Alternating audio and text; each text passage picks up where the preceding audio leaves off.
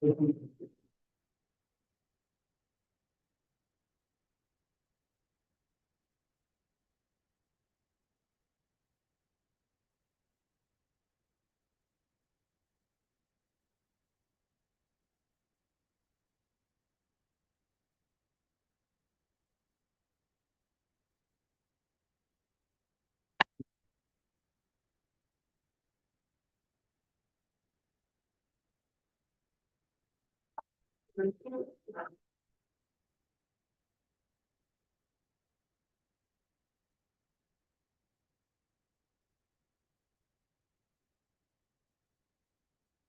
عليكم ورحمة الله وبركاته. الحمد لله رب العالمين.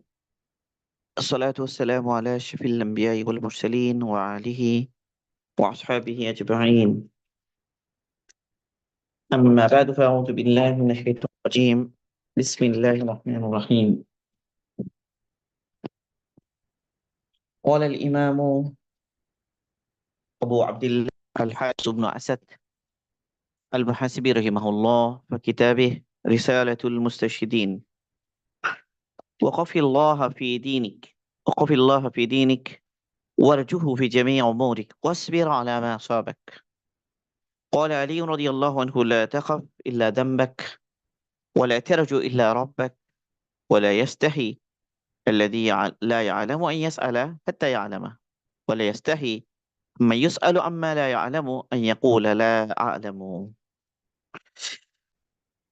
শেখ আবু আব্দুল্লাহ আল হারিস ইবনে আসাদ আল মুহাসিবি রহিমাহুল্লাহ তার কিতাব রিসালাতুল মুস্তাশহিদিনে তিনি বলেন, ওয়াকফিল্লাহ ফি দীনিক, তুমি তোমার দিনের ব্যাপারে আল্লাহকে ভয় করো।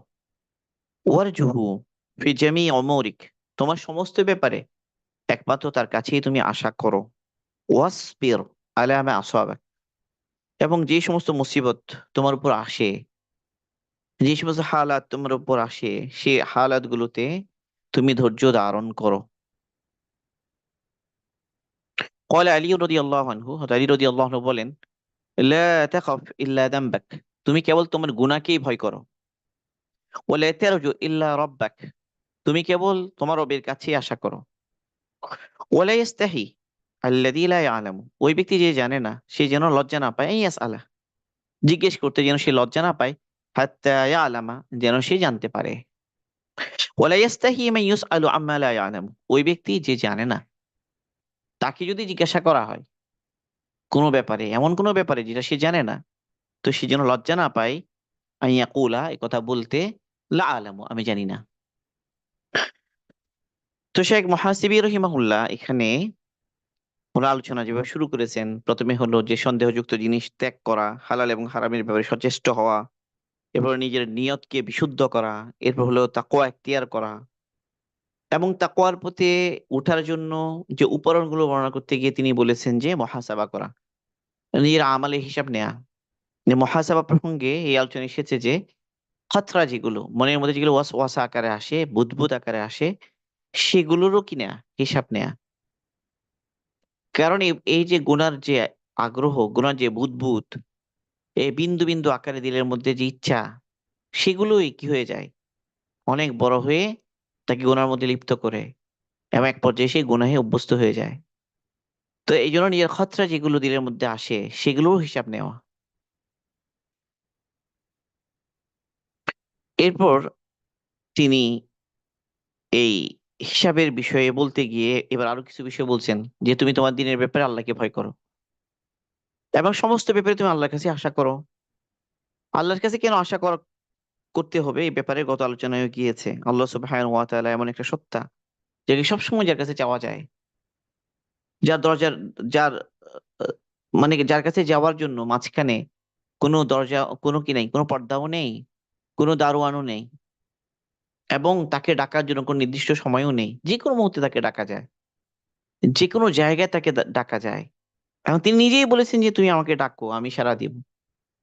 তো আল্লাহ সুবহানাহু ওয়া তাআলার সাথে আমাদের বন্ধন মজবুত হয়, দৃঢ় হয় সমস্ত ব্যাপারে। এরপর এখানে তিনি আরেকটা প্রয়োজনীয় বিষয় বলছেন, ওয়াসবির আলা মা আসাবাক, তোমার উপর যে মুসিবত আসে, যে হালাত আসে, সে হালাতে ধৈর্য ধারণ করো। এই প্রসঙ্গে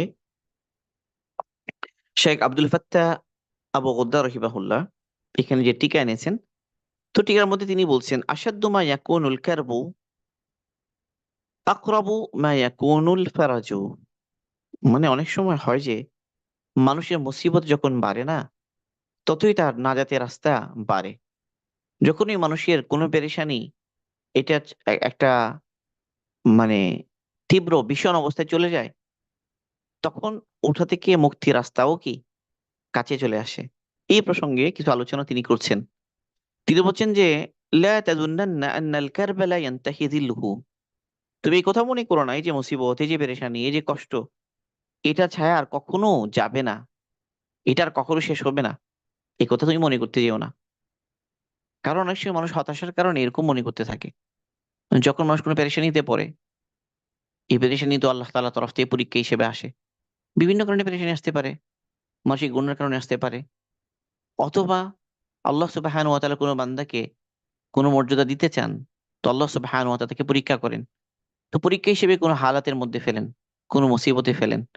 এই মুসিবত তাকে ধ্বংস করার জন্য আসে না, বরং আল্লাহ তাকে দেখতে চান, আল্লাহ পাক তাকে আগে বাড়াতে চান। তার জন্য আল্লাহ পাকের কাছে থাকা কোনো মর্যাদা তাকে দিতে চান। বলে আল্লাহ সুবহানাহু ওয়া তাআলা কোন একটা হালাত, কোন একটা অবস্থা তার উপর দেন, কোন একটা পরীক্ষা তাকে করেন। যাই হোক, এই সমস্ত অবস্থায় শয়তান চেষ্টা করে মানুষকে হতাশ করার জন্য। অনেক সময় এমন হয় যে মানুষের গুনার কারণে যখন আযাব আসে, তো ওই ধরনের ক্ষেত্রে মানুষের মধ্যে অস্থিরতা কাজ করে বেশি, পেরেশান হয় বেশি।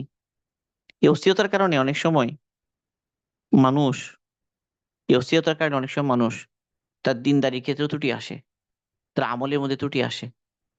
এই জন্য মুসিবত এটা আমাদের জীবনের একটা অংশ। আমাদের এই জীবন, এখানে বিনা হালাতার অবস্থা আসবেই। দুনিয়া এটা হলো নিরবচ্ছিন্ন সুখের জায়গাও না, আবার একদম নিরবচ্ছিন্ন এটা কষ্টের জায়গাও না। সুখ এবং দুঃখ এখানে পাশাপাশি অবস্থান করে। ইন্না মাআল উসরি ইউসরা, কঠিন এবং সহজ, সুখ এবং দুঃখ একটার সাথে একটা কি আছে, জড়িয়ে আছে। বিনা হালাতার অবস্থা এখানে আসতেই থাকবে, আসবে।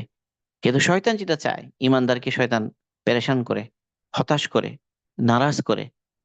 সে অনেক সময় এই কথা বুঝায় যে যে তোমার তো আর বাঁচার কোনো কি নাই, রাস্তা নাই, তোমার তো বাঁচার আর কোনো পথ নাই, এই যে পেরেশানি এটা শেষ হবে না। তো এই ধরনের মুহূর্তে অনেক সময় মানুষ হতাশ হয়ে যায়। এই হতাশা থেকে বের হওয়ার জন্য পথ কি? সে পথ এখানে শেখ আব্দুল ফাত্তাহ বগদাদ রহিমাহুল্লাহ আমাদের সামনে তুলে ধরেছেন। যে খবরদার তুমি কখনোই এই কথা মনে করতে যেও না, এই যে পেরেশানি শুরু হয়েছে, এই যে হালাত আর অবস্থা চলছে, এটা ছায়া একদম দীর্ঘ, কখনো এটা শেষ হবে না, এরকম মনে করতে যেও না। কারণ নিশ্চয়ই প্রত্যেক কিছু একটা টাইম নির্দিষ্ট আছে।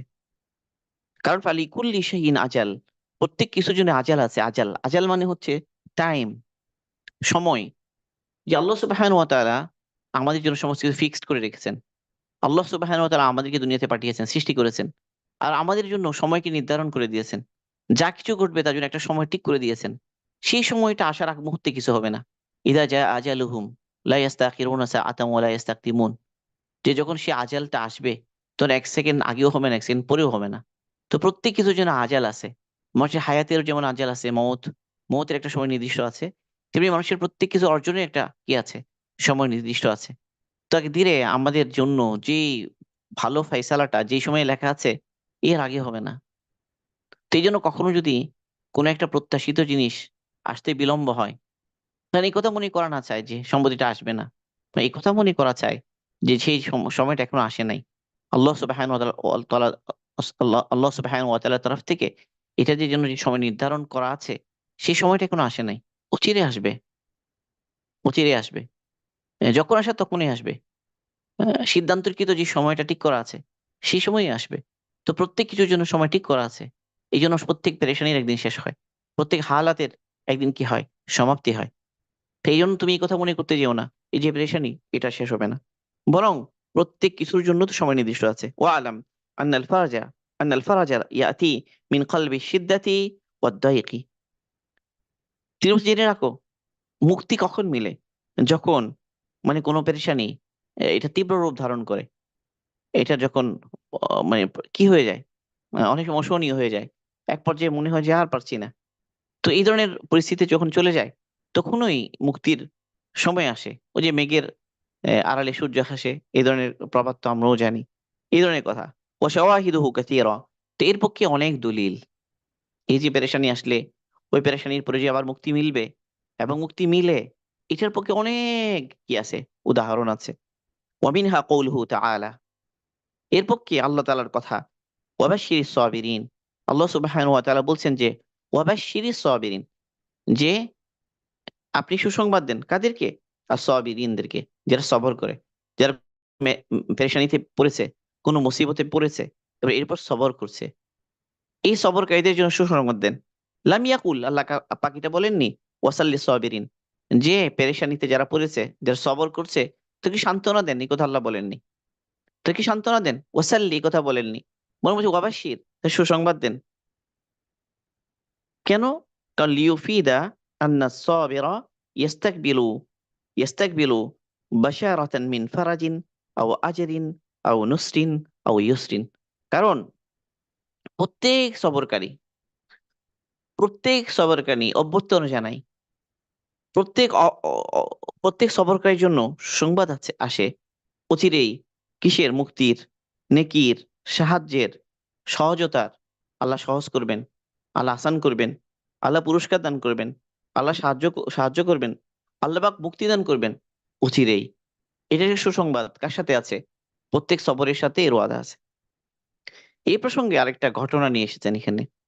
ওয়ামিনা শাওয়াহিদি আলা যালিকা মা রাওয়াহুল বুখারী ফি সহিহি, ইমাম বুখারী রাহিমাহুল্লাহ একটা ঘটনা এনেছেন সহিহ বুখারীতে, যে মুসিবত, পেরেশানি যে মানুষের মুক্তির কারণ হয়, মুসিবত এবং পেরেশানির পরে যে মানুষের জীবনে অনেক বড় সৌভাগ্যের দরজা খুলে, এটার পক্ষে একটা ঘটনা নিয়ে আসছেন। সেটা হলো এক বাঁদীর ঘটনা। আন আয়েশা রাদিয়াল্লাহু তাআলা আনহা আন্না ওয়ালিদাতান, আই আমাতান রাকিকাতান কানাত সাওদা লিহাইয়্যিম মিনাল আরব ফাতাকুহা। আমি আয়েশা সিদ্দিকা রাদিয়াল্লাহু আনহা থেকে বর্ণিত, তিনি বলছেন যে, যে এক গোত্রের, মানে এক এলাকার এক গোত্রের, আরবের এক গোত্রের, তাদের এক কালো বাঁদী ছিল। তো ওই বাঁদীকে তারা আজাদ করে দিয়েছে। ফাতাকুহা ফাকানাত মাহুম, তো আজাদ হয়ে যাওয়ার পরে, তারা তো তাকে আজাদ করে দিয়েছে, তারপরেও ওই বাদী তাদের সাথে ছিল, তাদের সাথেই বাস করতেছিল। কলাত, তো আমাদের বলছেন যে ফাকরাজাত সাবিয়াতুন লাহুম আলাইহা বিশাহুন আহমারু মিন সুয়ুরিন মুরাসসাইন বিল লুলু। তো ওই বাঁদীর, ওই গোত্রের সাথে থাকা অবস্থায় ওই বাঁদীর একটি ছোট্ট বালিকা, তাদের একটা বালিকা, সে একটা চামড়ার, লাল একটা চামড়া, যে চামড়ার মধ্যে কি ছিল? অনেকগুলো দামি পাথরের গলার হার ছিল ওই চামড়ার মধ্যে। তো চামড়ার মধ্যে গাঁথা দামি পাথরের হার সেখানে ছিল। তো সেগুলো নিয়ে ওই ছোট্ট মেয়ে সে বের হয়েছে।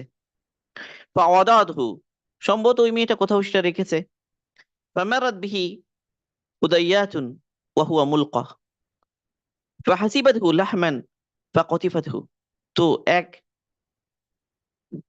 চিল, এক চিল এসেছে, ও উপর থেকে সে চিল মনে করেছে যে এটা মনে হয় গোস্তের টুকরা, এই কথা মনে করে ওই চিল, এই এই লাল চামড়া, সেটাকে সে তুলে নিয়ে গেছে। তো যখন সে ওই চিল তুলে নিয়ে গেছে, তো ওই গোত্রের সবাই ওই হাড়টিকে তালাশ করছে, কি হলো, কে নিয়ে গেল, কে চুরি করলো, কোথায় গেল। তো ফালতামাসুহু ফালাম ইয়াজিদুহু, তারা খুব তালাশ করলো, কিন্তু কোথাও তারা পেল না।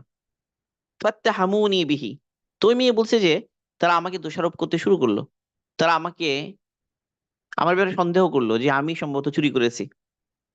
ফাতাফিকু ইউফাত্তিশুনা হাত্তা ফাত্তাশু কুবুলি, তারা আমার পুরো শরীরে চেক চেক করতে লাগলো, আমি কোথাও এটা লুকিয়ে রেখেছি কিনা। এমনকি তারা আমার লজ্জাস্থানেও কি করলো, তারা এটাকে তালাশ করলো, ওই হাড়টা, ওই ওই চামড়াটা, যে তারা মনে করলো যে আমি শরীরে লুকিয়ে রেখেছি। কলাত, ওই মহিলা বললো, ওয়াল্লাহ ইন্নী লাকাইমাতুম মাহুম ওয়া আনা ফি কারবি, ওই মহিলা বলল যে আমি তাদের সাথে ছিলাম, আর আমি ছিলাম খুবই পেরেশান। তাই এই ধরনের একটা হালাত, চুরির অভিযোগ, আবার এইভাবে তালাশ করা, এইভাবে একটা কত অপমানের একটা বিষয়, কত একটা পেরেশানির বিষয়, লাঞ্ছনার বিষয়। তো এটা তার জন্য অনেক বড় কষ্টের ছিল, অনেক পেরেশানি ছিল। তো ইদ মাররাতিল খুদাইয়াতু ফালকাতহু ফাওয়াকা বাইনাহুম। তো এর মধ্যেই কি হলো, যে ওই চিল, যে চিল ওই লাল চামড়াটিকে তুলে নিয়ে গিয়েছিল, সে চিল এসে তাদের সামনেই, ওই গোত্রের লোকজনের সামনেই সেই চামড়ার, লাল চামড়াটি তাদের সামনেই কি করলো, ফেললো। ফাকুলতু, ওই মহিলা বললেন, আমি বললাম, হাদাল্লাযী ইত্তাহামতুমুনি বিহি জাআমতুম ওয়া আনা মিনহু বারিয়াতুন ওয়াহা হুয়া দা। ওই মহিলা বললো, এই তো, এটাই তো, যে চামড়া ব্যাপারে তোমরা আমাকে অভিযুক্ত করতেছিলে, তোমরা মনে করেছিলে যে আমি কি করেছি, এটা চুরি করেছি, অথচ আমি এখান থেকে মুক্ত, আমি এটা করিনি, চুরি করিনি, দেখো এটা তো এটাই। তো এরপরে ফাজাআত ইলা রাসূলিল্লাহ সাল্লাল্লাহু আলাইহি ওয়াসাল্লাম ফাআসলামাত। এরপরে সে আল্লাহ রসুলের কাছে গেল এবং সে ইসলাম কবুল করলো। قالت عائشة رضي الله تعالى عنها, আমি আয়েশা সিদ্দিকা রাদিয়াল্লাহু আনহা বলেন, فكان لها خباء في المسجد أي خيمة أو كبش أو كوك فكانت تأتيني فتحدث عندي.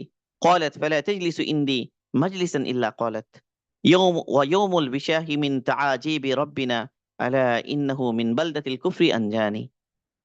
তো আমার আয়েশা সিদ্দিকা রাদিয়াল্লাহু আনহা বললেন যে ওই মহিলাটা সে আল্লাহ রাসূলের কাছে এলো এবং ইসলাম কবুল করলো। তো আমার যেন বললেন তার জন্য মসজিদে একটা তাঁবু টাকানো হলো, বা একটা কাপড় দিয়ে একটা তার জন্য একটা মানে একটা জায়গায় ঘিরে দেয়া হলো, এবং সেখানে সে থাকতো, সেখানে কি সে থাকতো। তো ওই মহিলা প্রায় সময় আম্মাজানের কাছে আসতো, আম্মাজান বলছেন সে প্রায় আমার কাছে আসতো, এবং যখনই সে আমার কাছে এসে বসতো, তখন সে এই কবিতা সে আবৃত্তি করতো। কি কবিতা? ওয়মুল বিশাহি, মানে ওই চামড়ার হার, ওই যে চামড়ার হারের দিন, মিন মিন তাআজিবি রব্বিনা, ওই দিন আমার রবের বড় আশ্চর্যকর একটা বিষয় আমার রবের তরফ থেকে ওই দিন ঘটেছে। সেটা কি? যে আলা ইন্নাহু মিন বালদাতিল কুফরি আনজানি, এই ঘটনায় আমাকে কুফরের দেশ থেকে মুক্তি দিয়েছে। মানে ওই ঘটনা যদি না ঘটতো, হয়তো আমি তাদের সাথেই থাকতাম, তাদেরকে ছেড়ে চলে আসতাম না। তো ওই ঘটনা ঘটলো বলে আমি আর তাদের সাথে থাকলাম না, চলে এলাম এখানে। আর ইসলামের মতো নিয়ামত আমি পেয়ে গেলাম। আমি কুফরের দেশে ছিলাম, আমি ইমানের দেশে চলে এলাম। আমি গোমরাহির মধ্যে ছিলাম, আমি হেদায়েতের রাস্তায় চলে এলাম। ওই পেরেশানি, ওই কষ্ট আমার জন্য মুক্তির কত সুন্দর ব্যবস্থা করলো, আমার জন্য ইমানের কি কি ব্যবস্থা করলো, আমার হেদায়েত পাওয়ার কারণ হলো। হয়তো ওই পেরেশানিতে আমি না পড়লে আমি হেদায়েত পেতামই না। তো ওই মহিলা এই জন্য যখনই আম্মাজানের সাথে মানে দেখা হতো, তখনই এই কবিতা সে আবৃত্তি করতো। কলে তাই সাতু, আম্মা আয়েশা সিদ্দিকা রাদিয়াল্লাহু আনহা বলেন, ফাকুলতু লাহা মা শানুকি লা তাকউদিনা মাই মাকআদান ইল্লা কুলতি হাদা। যে তোমার কি ঘটনা, যে তুমি যখনই তুমি আমার কাছে বসো এখানে, প্রত্যেকবারই তুমি এই ঘটনাটা পড়ো, এই ছড়া পড়ো, ঘটনাটা কি? ফাকালাত ফাহাদ্দাসাতনি বিহাদাল হাদিস। এরপরে ওই মহিলা এই ঘটনা আম্মাজানের কাছে বর্ণনা করেছে। তো এই ঘটনা ইমাম বুখারী এনেছেন, রাওয়াহুল বুখারী ফি কিতাবি সলাতি বাবু নাওমিল মারআতি ফিল মসজিদ ওয়া ফি কিতাবি মানাকিবিল আনসার বাবু আইয়ামিল জাহিলিয়া ورواية آخر البيت في موضع الأول نجاني. তো এই ঘটনাটা ইমাম বুখারী রহিমাহুল্লাহ তার কিতাবুস সলার মধ্যে তিনি এনেছেন যে কোন মহিলার মসজিদে ঘুমানো, মানে মহিলার মসজিদে ঘুমানোর পক্ষে উনি একটা বর্ণনা এখানে এনেছেন। এই যে মহিলার জন্য এখানে মানে তাঁবু টাঙ্গানো হলো, বা একটা মানে আলাদা ঘেরাও দেওয়া হলো, সেই ঘটনা। এটা পুরো ফিকহি বিষয়। বাকি এখানে রহিমাহুল্লাহ এই হাদিস এনেছেন ওই প্রসঙ্গে। কিভাবে মানাকিবুল আনসার, আনসারদের যে মর্যাদা এই সম্পর্কে একটা কিতাব আছে মানাকিবুল আনসার নামে। ওই কিতাবের মধ্যে বাব আইয়ামিল জাহেলিয়া, জাহেলি যুগের মানে সম্পর্কে একটা অধ্যায় আছে, সেই অধ্যায়েও এই ঘটনাটা আনা হয়েছে। তো যাই হোক, এই ঘটনা দ্বারা বোঝা গেল যে যে কোনো একটা পেরেশানি যখন আসে, তো অস্থির হয়ে না যাওয়া, এই কথা মনে না করা যে এই পেরেশানি শেষ হবে না। অনেক সময় অনেক পেরেশানি মানুষের মুক্তির কারণ হয়, অনেক পেরেশানি মানুষের কল্যাণের কারণ হয়, সৌভাগ্যের কারণ হয়। অনেক সময় আমরা কোনো বিষয় অপছন্দ করি, অথচ এটার মধ্যে আমাদের কল্যাণ আমরা জানি না। আসা আন তাকরাহু শাইআন হুয়া খায়রুল লাকুম ওয়া আসা আন তুহিব্বু শাইআন ওয়া হুয়া শাররুল লাকুম। আল্লাহ সুবহানাহু ওয়া তাআলা কোরআনে পাকে নিজেই বলেছেন যে, অনেক সময় এমন হয় যে তোমরা কোনো একটা বিষয় অপছন্দ করো, অথচ সেখানেই তোমাদের জন্য কল্যাণ। আর অনেক সময় এমন হয় যে তোমরা কোনো বিষয় পছন্দ করো, অথচ ওখানেই তোমাদের জন্য কি ক্ষতি। আল্লাহু ইয়ালামু ওয়া আনতুম লা তা'লামুন। আল্লাহ জানেন, তোমরা জানো না। কোরআন পাকে অনেক জায়গায় আল্লাহ পাকি কথা বলেছেন যে আল্লাহ জানেন, তোমরা জানো না, আল্লাহ জানেন, তোমরা জানো না। এই জন্য কোনো হালত আর সেপারেশন হয়ে না যাওয়া, সর্বশেষ সবর, সবর এখতিয়ার করা। প্রত্যেক পেরেশানিতে বান্দার উপরে এটাই শরীয়তের দাবি থাকে, সে যেন সবর করে, সে যেন ধৈর্য ধারণ করে, সে যেন সবর করে, সে যেন ধৈর্য ধারণ করে। তো প্রত্যেক মুহূর্তে আমাদের সবর করতে হবে, ধৈর্য ধারণ করতে হবে। এই হলো এই ঘটনার শিক্ষা। তো এরপরে আরো একটা বিষয় আছে যে ওয়ালা তারজু ইল্লা রব্বাক। এবার আলী রাদিয়াল্লাহু কৌল যেটা আসছে, সেই কৌলটা একটু পড়ি। ক্বালা আলী রাদিয়াল্লাহু আনহু লা লা তাখাফ ইল্লা যামবাক। আলী রাদিয়াল্লাহু আনহু বলেন যে তুমি কেবল তোমার গুনাহকে ভয় করো। আসলেই ভয় করা জিনিস হলো গুনাহ। কারণ মানুষ তো গুনার কারণেই ধ্বংস হয়। মানুষের জীবনে যত যত পেরেশানির বিষয় আসে, মানুষের জীবনে তো যত ক্ষতির বিষয় ঘটে, যত হালাত আসে, সবকিছু তো এক প্রকার গুনার কারণেই ঘটে। গুনাহ তো মানুষের জীবনের জন্য বড় ক্ষতিকর পরিস্থিতি নিয়ে আসে। তো এই জন্য ভয় পাওয়া দরকার, ভয় করা দরকার নিজের গুনাহকে। তুমি তোমার নিজের গুনাহকে তুমি ভয় করো। লা তাখাফ ইল্লা যামবাক। তুমি তোমার গুনাহকে ভয় করো। ওয়ালা তারজু ইল্লা রাব্বাক। এবং তুমি তোমার রবের কাছে আশা করো। এই যে তোমার রবের কাছে আশা করো, এই প্রসঙ্গে আবার শেখ আব্দুল ফাত্তাহ বগদ্দার রহিমাহুল্লাহ তিনি কিছু আলোচনা এনেছেন টিকায়। তিনি বলছেন ওয়ামা আ'যামা হাযা তাওজীহ ওয়ামা আফদালাল আমালা বিহি। আল্লাহর কাছেই কেবল আশা করা, যে কোনো হালাতে, যে কোনো অবস্থায় আল্লাহর দিকে ফেরা। এটা কতই না উত্তম কথা, কতই না উত্তম আমাল। আমলটা, কথাটা কতই না উত্তম, আমালটা কতই না উত্তম। সব সময় আল্লাহর কাছে আশা করা, আল্লাহর কাছে আশা করা। যা ফি তারজামাতিল ফাকিহি আল মুহাদ্দিস الزاهد العابد الصالح أحمد بن أبي غالب ابن طلابة আল বাগদাদি, যে একজন বড় নেককার আবেদ জাহেদ মুহাদ্দিস আহমদ ইবনে আবি গালেব। তো ওনার জীবনীতে একটা ঘটনা এসেছে। সেটা কি, একটা বিষয় এসেছে। তো তিনি 548 হিজরিতে তো ওনার ইন্তিকাল। ওয়াকান ইয়াকসিদুহু الناس للدعاء لهم لكثرة صلاحه। এই যে আল্লাহর বান্দা, যে আহমদ ইবনে আবি গালেব, তো তিনি বড় নেককার ছিলেন, অনেক আল্লাহওয়ালা ছিলেন, দিনদার ছিলেন। তো এই কারণে মানুষ তার কাছে দোয়ার জন্য আসতো। তো جاء إليه رجل فقال سل لي فلانا في كذا فقال له يا أخي قم معي نصلي ركعتين ونسأل الله تعالى فأنا لا أترك بابا مفتوحا وأقصد بابا مغلقا। তো লোকজন ওনার কাছে আসতো দোয়ার জন্য। তো একদিন এক ব্যক্তি ওনার কাছে এলো, এসে বলল এসে বলল যে আমি আপনার কাছে এসেছি, আপনি আমার আমার সুপারিশ সুপারিশ করেন একজনের কাছে। একজনের কাছে আমার ব্যাপারে একটু সুপারিশ করেন, এই জন্য আমি আপনার কাছে এসেছি। তো উনি যেহেতু নেককার ছিলেন, ওনার সুপারিশ মানুষ কবুল করতো, আর উনিও যেতেন। তো এই জন্য ওনার কাছে এসেছে। তো উনি তাকে বললেন, হে আমার ভাই, খুব মাই নুসল্লি রাকাতেন, তুমি আসো আমার সাথে দাঁড়াও, চলো আমরা 2 রাকাত নামাজ পড়ি। ওয়ানাস আল্লাহ তাআলা, চলো আমরা আল্লাহর কাছে চাই। তো তিনি একটা সুন্দর একটা বাক্য বললেন। তিনি বললেন ফাআনা লা আতরুকু বাবান মাফতুহা, আমি কোনো খোলা দরজা ছাড়ি না।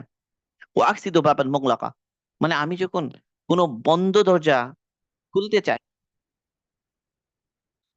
আমি যখন কোনো আমি যখন কোনো খোলা দরজা, আমি যদি কি করতে চাই, আমি কোনো একটা বন্ধ দরজা আমার জন্য খুলুক, এটা যদি যখন আমি চাই, তখন আমি প্রথমে যে দরজা খোলা আছে সেই দরজাতে কি করি, সেই দরজা অবলম্বন করার চেষ্টা করি। আল্লাহ তাআলাকে বলার এই দরজা তো সবসময় খোলা। ওই ব্যক্তিকে যে বলবো এটা তো পরের বিষয়, সেটা এখনো আমি জানি না কি হবে, সে আমার সুপারিশ কবুল করবে কি করবে না। ওই যে আসবাব আর উপকরণ যেটা আমার সামনে আছে, সেটা অবলম্বন করলে আমার সমস্যার সমাধান হবে কি হবে না, এটা তো আমার জানা নাই। কিন্তু আমার জন্য একটা দরজা খোলা আছে, সেটা কি আল্লাহ পাকের দরজা। আল্লাহ পাকের কাছে বলা, আল্লাহর সামনে দাঁড়ানো, 2 রাকাত নামাজ পড়া, এই দরজা তো আমার কাছে খোলা আছে।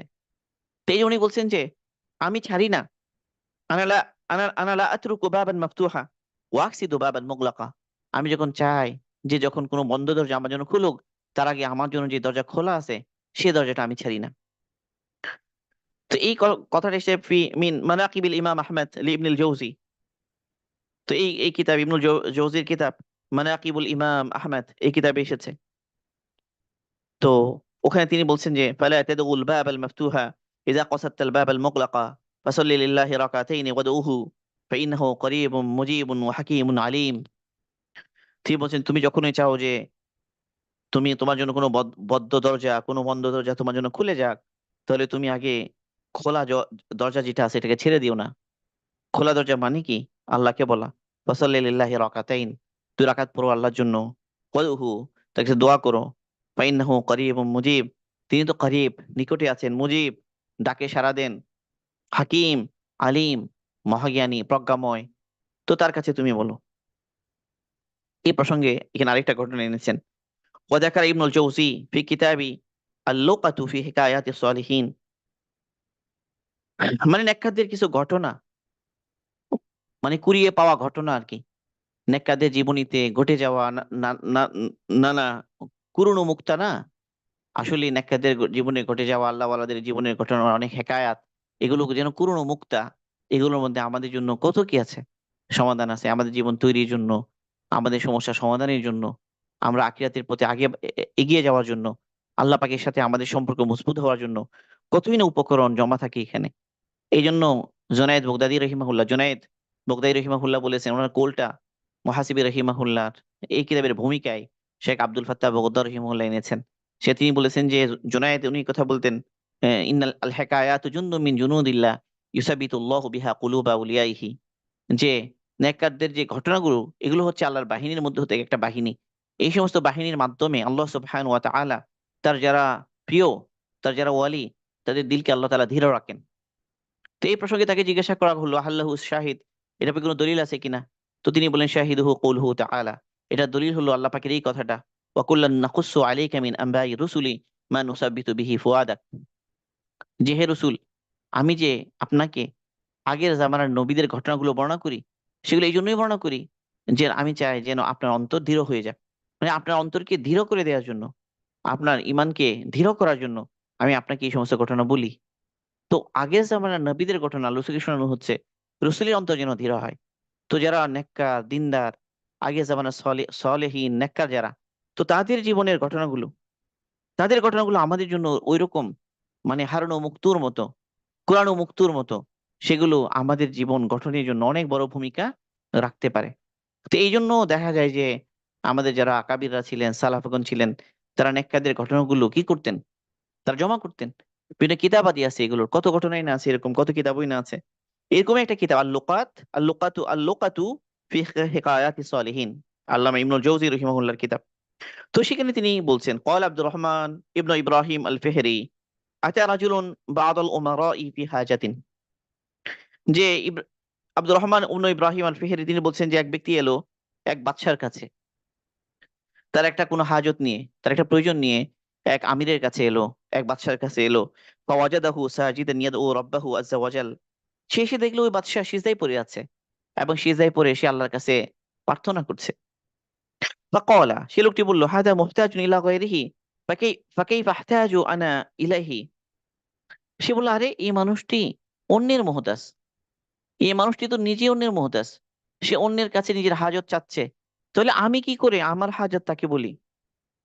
লিমা লা আরফাউ হাজাতি ইলা মান লা তাখতালিজু আও তাখতালিতু ওয়া তাতাআখারু আল হাওয়াইজু ইনদাহু, সে বলছে যে আমি কেন ওই ব্যক্তি, ওই সত্তার কাছে আমার হাজত পেশ করি না, ওই সত্তার কাছে আমার হাজত বলি না, মানে যার কাছে হাজত পেশ করা হলে এটা কি করা হয় না, এটা সমাধানে দেরি করা হয় না, মানে কেমন সত্তা তো আছেন আল্লাহ তাআলা, আমি তাকে বলি না কেন?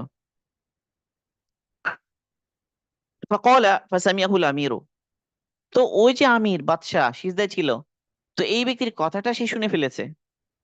ফালাম্মা রাফা রাসাহু ক্বালা আলাইয়া বির রাজুলি ফাউতিয়া বিহি, তো যখন ওই ব্যক্তি বাদশা সে সিজদা থেকে তার মাথা তুললো, সে বলল ওই লোকটাকে ডেকে নিয়ে আসো। তো তাকে ডেকে আনা হলো। ফাকালা আতুহু আশরাতা আলাফ, তাকে তুমি 10,000 দিনার দিয়ে দাও, 10,000 দিনার তাকে দিয়ে দাও।